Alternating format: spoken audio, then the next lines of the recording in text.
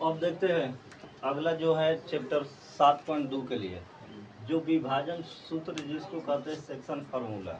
और section formula के अंतर्गत कौन कौन चीज़ हमको कौन सा फार्मूला हमें पढ़ना है, कौन सा इम्पोर्टेंट है। सेक्शन फार्मूला 7.2 के लिए एकदम VVI है। इससे सवाल जो है हमेशा अधिकांशतः पूछता रहता है। सेक्शन फार्मूला कितने प्रकार के होते हैं? तो सेक्शन फार्मूला दो तरह से प्रकार के होते हैं। पहला जो होते हैं अंतः विभाजन, दूसरा जो होता है बाह्य विभाजन। अंतः विभाजन के मतलब क्या होता है, जिसको इंग्लिश में इंटरनल सेक्शन, और बाह्य विभाजन का मतलब होता है एक्सटर्नल सेक्शन।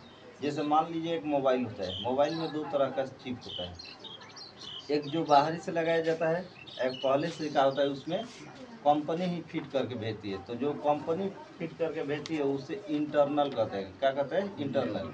जो पहले से क्या है फिक्स है, उसको अब बढ़ाया घटाया नहीं जा सकता है। लेकिन इंटरनल को, एक्सटर्नल को बाहरी से जो लगाते हैं उसको बढ़ाया घटाया जा सकता है। तो उसी तरह से हमको भी एक रेखा को जो काटता है, एक रेखा को काटता है, और काटने को ही जैसे अंदर में काटता है तो इंटरनल, और बाहर में काटता है तो उसको क्या कहते हैं? एक्सटर्नल कहते हैं। मतलब बाह्य विभाजन कहते हैं। और बाह्य विभाजन जो है इसका फॉर्मूला जो है नीचे दिया गया है। जैसे मान लीजिए एक रेखा है, एक रेखा मान लेते हैं ए और क्या है बी। इस रेखा का पॉइंट आपको दिया है x1, y1, इसका भी दिया है x2, क्या दिया है y2। और पॉइंट दिया है या कह रहा है कि इसको आंतरिक रूप से एक P बिंदु पर काट रहे हैं। कितना पर? P Q कुछ भी मान लेते हैं, P बिंदु पर काट रहा है तो दोनों साइड एक एक भाग बन गया। यहाँ पर कौन सा भाग बन गया? AP। यहाँ पर BB। तो इसको नाम दे देते हैं M, इसको नाम दे देते हैं कितना? N। पंखा बोलता इसको M, इसको का नाम देते हैं N। और इसी तरह से जो इस साइड वाला भाग बचा वो M भाग, एक M खंड, इस साइड वाला क्या हो गया? N खंड मान हो गया। जो यहाँ पर एक चित्र के अनुसार दर्शाया गया है कि मान लीजिए AB एक रेखा खंड है और इसका A का पॉइंट और B का पॉइंट दिया हुआ है, और इसको एक P बिंदु काट रहा है। जो आंतरिक एक P बिंदु काट रहा है, तब P बिंदु काट रहा है तो दो खंड बन गया, एक M वाला खंड ही बन गया और दूसरा कौन सा? N वाला खंड बन गया। तो वही रेखा खंड AB को अंत विभाजित करने वाला बिंदु। तो बिंदु कहाँ पर विभाजित कर रहा है? तो इस रेखा को कहाँ पर विभाजित कर रहा है? P बिंदु पर। तो ये हमारा बिंदु क्या हो जाएगा? यहाँ पर P, यहाँ पर P बिंदु हो जाएगा, क्योंकि P बिंदु पर हमारा क्या है? अंत विभाजित करता है। और अंत विभाजित किसे कहते हैं? यहाँ पर इंट्रोडक्शन भी इसका लिखा गया है। जैसे अंत विभाजन का मतलब क्या होता है? जब दो बिंदुओं को, जैसे दो बिंदु x1, y1 तथा x2, y2 दो बिंदु है को एक m अनुपात n के रूप में काटता है। जहाँ पर भी m और अनुपात का चिन्ह दिया रहेगा तो समझ जाना है हमें वहाँ पर विभाजन फार्मूला का प्रयोग करना है। और विभाजन फार्मूला का यही पहचान है, m अनुपात n। अगर कहीं नहीं दिया भी रहेगा तो वहाँ कहेगा ना तो इसका अनुपात ज्ञात करे, तो अनुपात इसके विभाजन फार्मूला पर भी निकल सकता है। और यहाँ पर एक फार्मूला लिखा है जो लेमडा वाला सबसे आसान होता है, इसमें लड़का घबरा जाता है, लेकिन इसमें घबराने का कोई चांस नहीं है। तब जब दो बिंदुओं को x1, y1 तथा x2, y2 को m अनुपात n में क्या करता है? अंतः विभाजित, मतलब अंदर रूप से, आंतरिक रूप से उसको काट रहा है, विभाजित कर रहा है, तो उसे अंतः विभाजित कहते हैं या चाहे अंतः विभाजन कहा जाता है, इंटरनली सेक्शन। जैसे आपको एक फार्मूला लिखा गया है तो x, y जब काट रहा है तो इसका भी कोई पॉइंट आएगा। जैसे A का बिंदु x1, y1 और B का बिंदु x2 और क्या हो गया? y2। उसी तरह जब P पर काट रहा है तो P का भी कोई मान होगा, या P या R, कुछ भी आदमी पॉइंट मान सकता है बीच वाले को। तो मान लेते हैं तो x1, y1, तो यहाँ पर फार्मूला हो जाता है mx2 प्लस nx1 बटा में m प्लस कितना होता है? n, my2 प्लस ny1 बटा में m प्लस n। अब कहने को तो कहता है कि बहुत ही क्या है भारी है फार्मूला, लेकिन कुछ भी भारी नहीं है, सिर्फ याद करना है। बहुत लड़का जो होता है सेक्शन फार्मूला भुला जाता है, लेकिन भुलाने वाला चीज नहीं है। अब देखो याद कैसे करना है, इसमें क्या है x2 और x1, इसमें y2 और y1। तो सबसे पहले क्या करेंगे, x2 प्लस क्या हो गया हमारा x1, मतलब x को x के साथ वहाँ भी क्या करते थे हम लोग, जोड़ते हैं, घटाते थे। तो यहाँ पर सिंपल समझाना है, x को एक साथ ऐड करना है, x को x के साथ, और उसके पहले जो m है तो m लगा दो, इसमें क्या लगा दो, बस हो गया m x2 प्लस क्या हो गया n x1। अगर y को निकालना है तो वही उसी प्रकार से यहाँ पर क्या करना है, अगर y को निकालना है तो सबसे पहले यहाँ पर m y2 प्लस n का कर देना है y1। सबके बाटा में जो अनुपात दिया है तो m अनुपात n, मतलब m प्लस क्या होता है n, अनुपात का चिन्ह हटता है तो अधिकांशता क्या होता है प्लस ही होता है। तो ये m प्लस का हो गया n, बस सिंपल तरीका से बस याद करना है। विभाजन, अंतर विभाजन में क्या होता है प्लस का साइन रहता है, और विभाजन में क्या होता है माइनस, इतना ही अंतर है। जैसे फिर देखिए m x2 plus n x1 बाटा में क्या कर m plus n, same to same, खाली x वाला याद करना है, y वाला सेम टू सेम उसी तरह से, सिर्फ y वहाँ पर बैठा देना है और कुछ नहीं। m x2 plus n x1 comma m y2 plus n y1, बस इसी तरह से क्या करना है, इसको एक दो बार बनाने पर एकदम खुद ही याद हो जाता है। और उसके बाद अगला जो है बाह्य विभाजन। बाह्य विभाजन जो दो बिंदुओं को x, y तथा x2, y2 को फिर विभाजित कर रहा है, लेकिन यह कहा अंदर नहीं, बाहरी रूप से कर रहा है। तो बाहरी रूप से कर रहा है, विभाजित करता है, तो उसे बाह्य विभाजन या बाह्य विभाजित करते हैं। इसका फॉर्मूला भी वही हो जाएगा, लेकिन अंतर इसमें खाली इतना ही है, उसमें अंतः में याद रखना है प्लस, और बाह्य में क्या होता है हमारा माइनस होता है। जैसे m x2 minus n x1 बाटा में m माइनस n, और m y2 minus n y1 बाटा में m माइनस का होता है n। यह जो होता है हमारा बाह्य विभाजन को होता है। अब कैसे प्रयोग करते हैं, इसका एक एग्जाम्पल दिए है, उसको बनाकर हम लोग चेक करेंगे, लेकिन सबसे पहले हमको थ्योरी को समझना है। और उसके बाद अनुपात, अगर कहीं क्वेश्चन में कह देगा अनुपात निकालने के लिए तो दोनों पर निकल जाएगा, लेकिन इस पर क्या होगा, लंबा थोड़ा जाएगा। इसमें लड़का कंफ्यूजन हो जाता है कि जैसे m बाटा n आता है तो इसमें 2/4 आता है, तो इसमें उल्टा होता है, नीचे वाला m के मान ना ऊपर वाला किसका n के मान। तो लड़का m अनुपात n बराबर वही लिख देता है, 2 अनुपात का तना लिख देता है 4, या इसे दे देगा 4m बराबर 3n। तो अधिकांश लड़का क्या करेगा, तो m अनुपात n जब लिखना होगा तो लिख देगा 4 अनुपात का तना 3।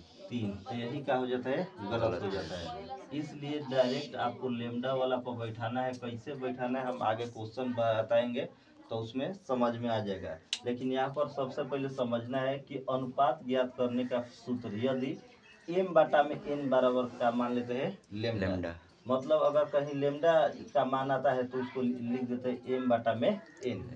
क्वेश्चन में डायरेक्ट आपको आ जाएगा m बाटा में n, तो ये नहीं आएगा लेकिन लेमडा आएगा, तो लेमडा बराबर हमको क्या लिखना है, m बाटा n।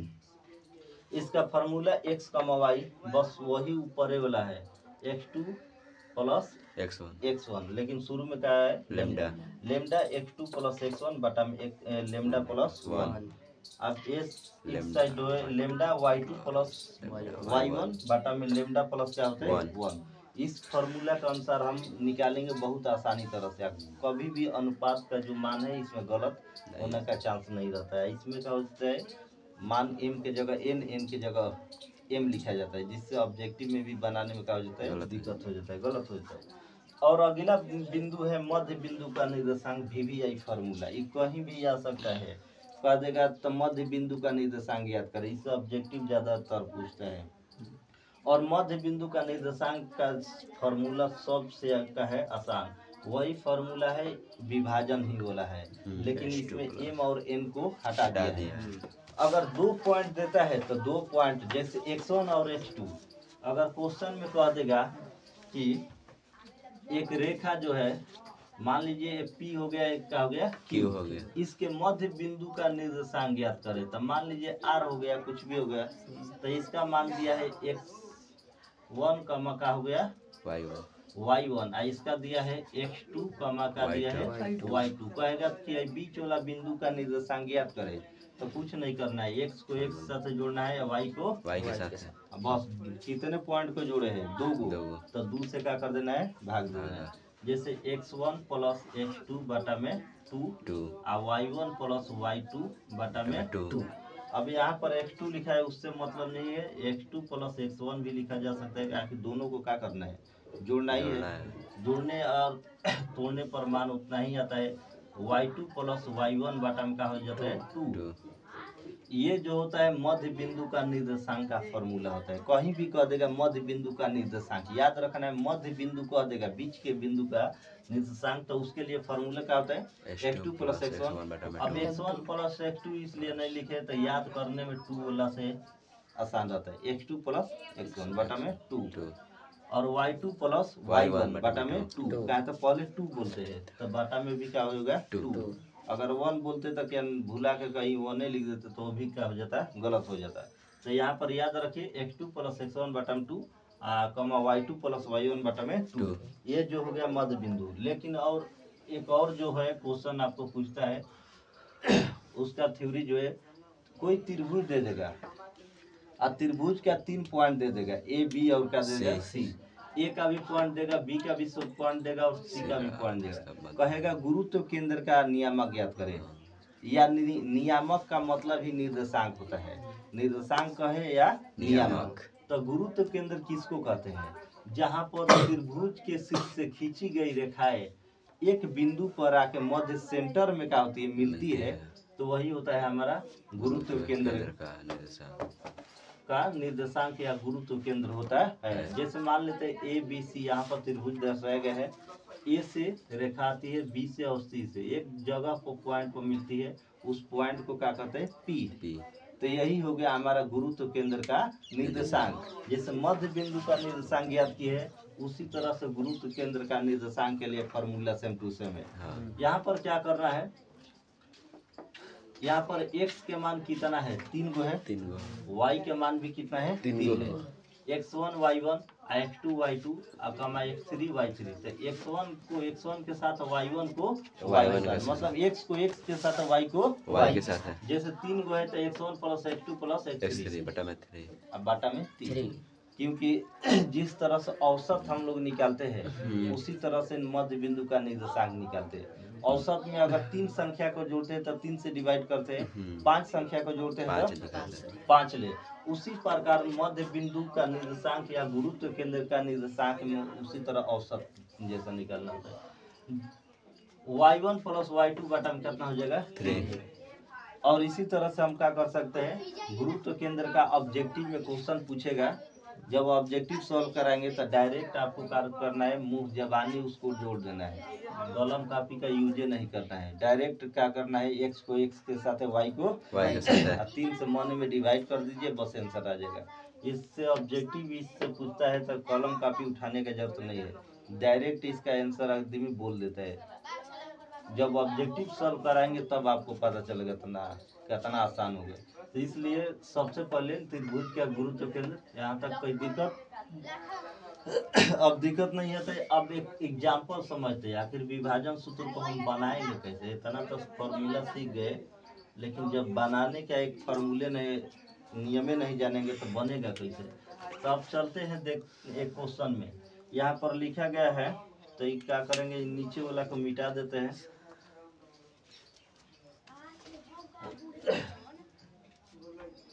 अंत विभाजन तक रहने देते हैं, बाकी जो है अब काम जब आएगा तब।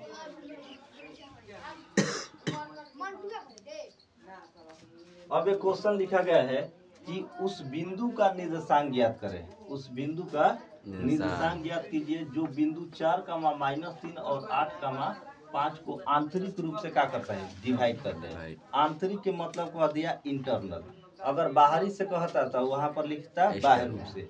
तो इंटरनल के मतलब अंतः विभाजन का फार्मूला हमको यूज करना है। तो अंतः विभाजन का जब यूज करना है तो सबसे पहले क्या करना है, इसमें पॉइंट देखना है कौन कौन सा पॉइंट दे रहा है। तो एक रेखा खींच लेंगे, जैसे दिया है, मान लीजिए एक रेखा हो गया, ए हो गया, हाई क्या हो गया, बी हो गया, और बीच का बिंदु क्या हो गया, बी हो गया। ए का बिंदु कितना दिया है, 4 -3, और बी का बिंदु दिया है 8 कितना दिया है, 5, 8 कितना 5। और इसमें एक अनुपात दिया है, अनुपात जो दिया है तो अनुपात जो पहले दिया है तो पहले लिखा जाएगा, बाद वाला बाद में। तो यहाँ पर 3 अनुपात कितना दिया है, 1।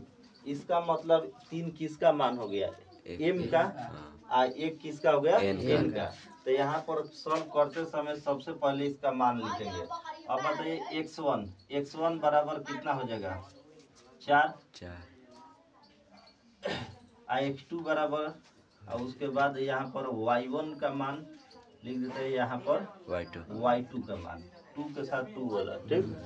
x1 का मान 4, तो y1 का मान कितना दिया है, -3। यहाँ पर हम देखते हैं पॉइंट में -3।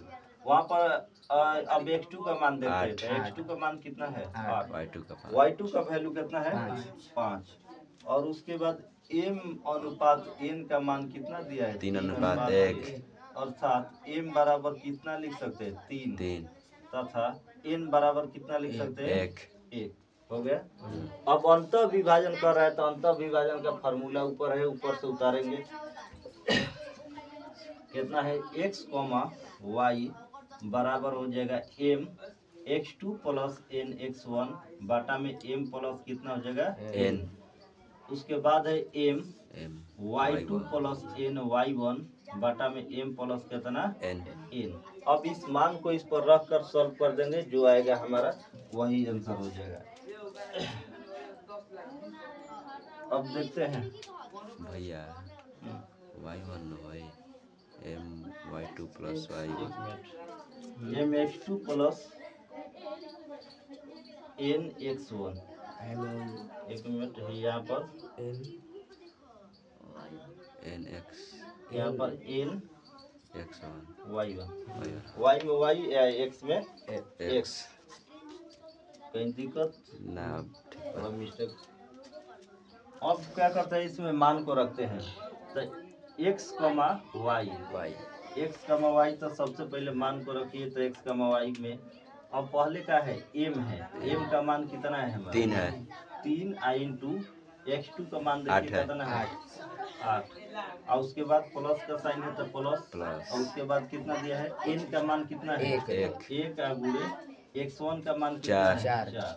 अब बाटा में लिख दीजिए m प्लस n, मतलब कितना हो जाएगा, 3 प्लस 1 ब्रैकेट बंद, फिर कोमा दीजिए, y का मान लिखिए, y m के जगह 3, और उसके बाद y2 का मान कितना है, 5, और प्लस n का मान 1 गुणे y1 के मान 3 -3, माइनस में तो -3, और बाटा में 3 प्लस 1। अब इसको क्या करते हैं, सॉल्व कर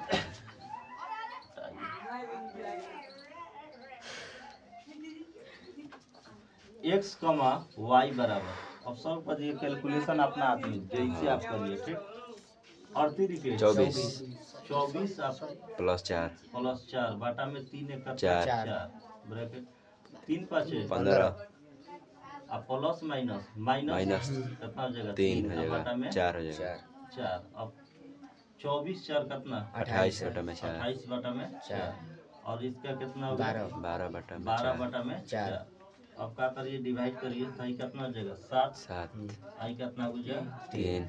तो x, y का वैल्यू कितना आ गया, 7, 3। यही जो हो गया आपका किसका हो गया, p बिंदु का मान आ गया कितना, 7, 3। यही आपको निकालना था। इसी तरह से आप अंतः विभाजन का जितना भी क्वेश्चन है आप आसानी से बना सकते हैं। और जहाँ भी अगर प्रॉब्लम होगा तो आप लिख कर कॉमेंट में भेज सकते हैं। और अगला जो है इसके बाद जो है 7.2 का क्वेश्चन हम बनाएंगे। और जहाँ तक जो है वीडियो को ज़्यादा से ज़्यादा लाइक सब्सक्राइब करें ताकि और वीडियो हम आपके पास भेज सके जल्द से जल्द।